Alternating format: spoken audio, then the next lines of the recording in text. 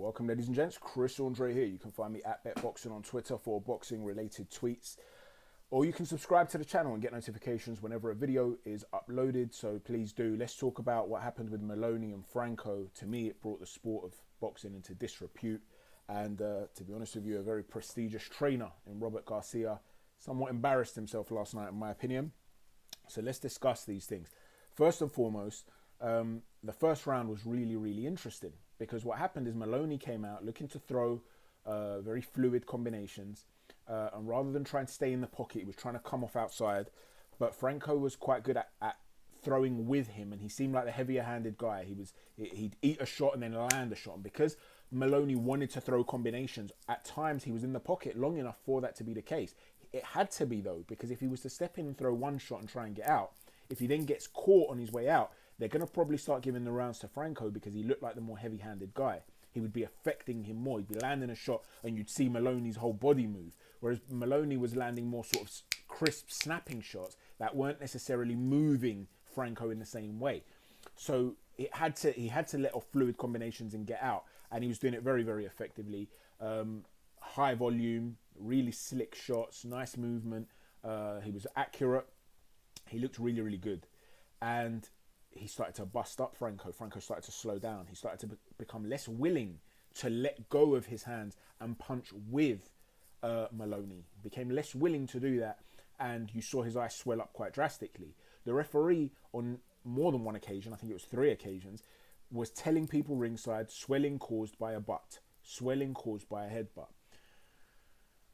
The replay, which is what they have available to them in Nevada, they spent, 28 minutes looking for this headbutt, this phantom headbutt that never arrived. There was no headbutt.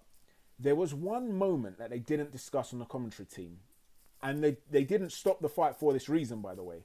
When they came together and his head went on the other side of the face of the Franco's face, the swelling was on the right eye.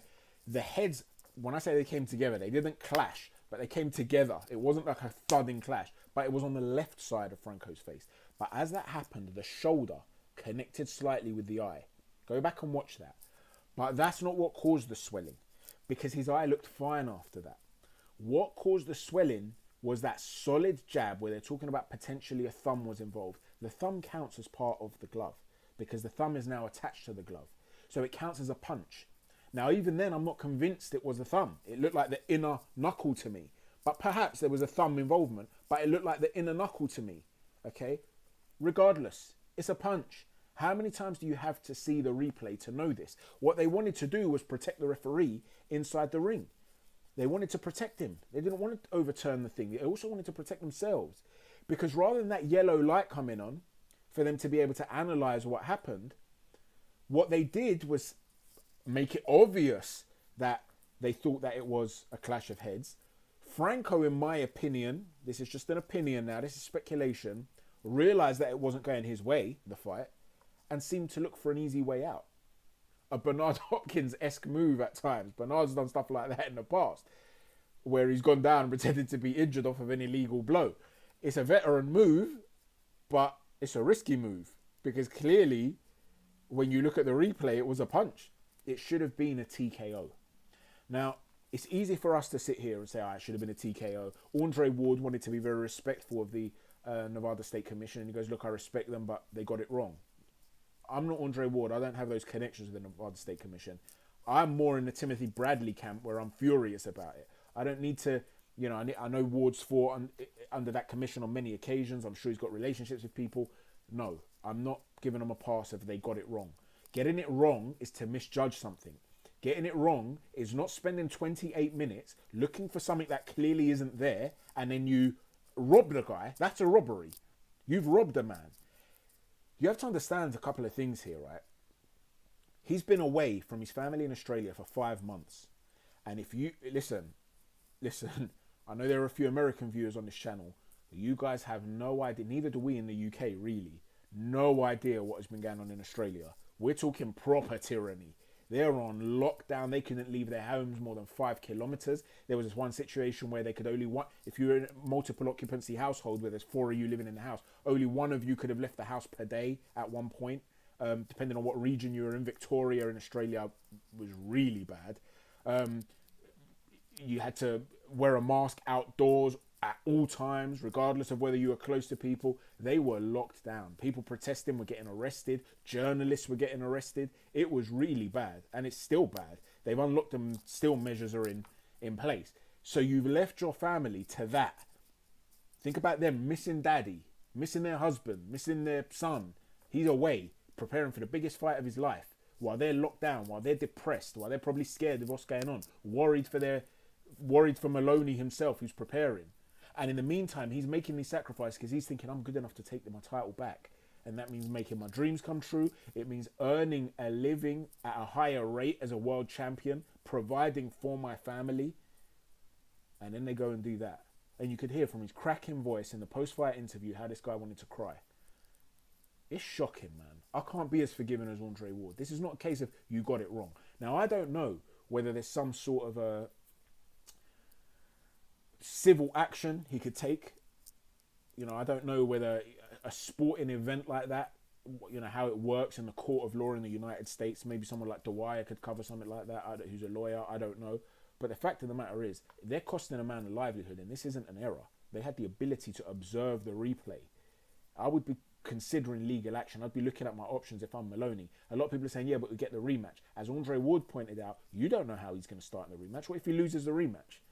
All that time, on the rematch alone, he would have been able to get a higher purse as a champion. Or maybe he didn't want a rematch. He wanted to walk away with his title, go and fight another big name and make a lot of money that way. You don't know. You can't just say he's going to get a rematch. So what? They still robbed him tonight. So, you know, it's really bad in my opinion what's occurred there. And Robert Garcia, a prestigious trainer, a wonderful trainer, who has done so much to contribute to the sport of boxing, not just in Oxnard, not just, you know, in California, not just in the United States, but globally. He's produced world-class fighters. But to come out and say in an interview that there were multiple headbutts in the first round, who are you kidding, man? You're bringing your own reputation into disrepute. You're going to create a situation where it's a boy that cried wolf, where the next time you complain about the refereeing or the judging, people are just going to roll their eyes and think, yeah, whatever.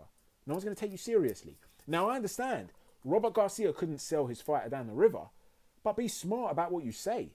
Come out and say something like, look, at the time he felt that he got caught with a headbutt. Well, I've yet to see the replays. We want to see them again. If there was indeed no headbutt, then, you know, obviously we're willing to run this fight back. But you have to understand that we're being told that there was a headbutt, it's going to be a no contest. We judged it based on the fact that our fighter wasn't 100% from that point forth. We're not going to risk his long-term health, and he's not going to risk his long-term health if something was a headbutt.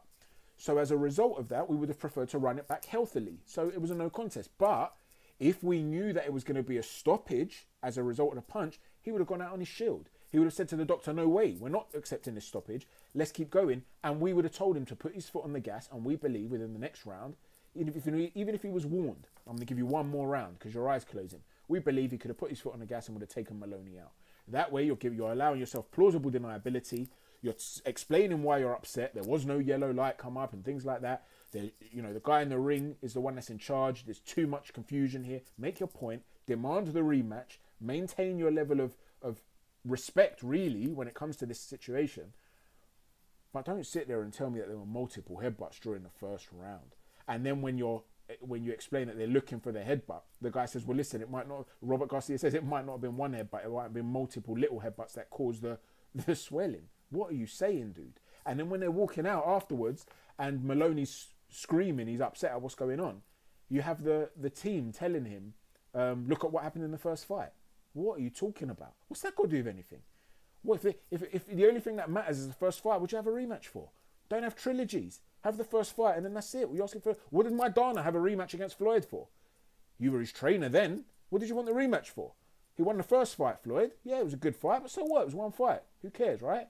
Doesn't work like that, Robert. You know, and it's unfair, man, that these things are happening in the sport of boxing. And it's not just this. Let's look at Michael Hunter. There are other examples this week. Michael Hunter's been stripped of whatever title he had, the Intercontinental title, whatever it was. It's not the title that matters. It's the fact that he worked himself into a position, okay? And he beat Povetkin, don't care what anyone says. They gave that fight a draw. He's been then since willing to fight everyone. He's called out White, Fury. He's called out Wilder. He's called out Hergovich now. He's called out Andy Ruiz. He's called out everyone. He wants to fight everyone. He wants a rematch with Usyk. He wants to fight everyone. And you're going to strip him because of the lack of activity. There's COVID around. What are you doing? It's not like he doesn't want to fight anyone. He wants to fight everyone. And you're just sitting there and you see fans of other fighters. You'll see fans of Franco. You'll see fans of, I don't know, whoever's for Hunter being stripped.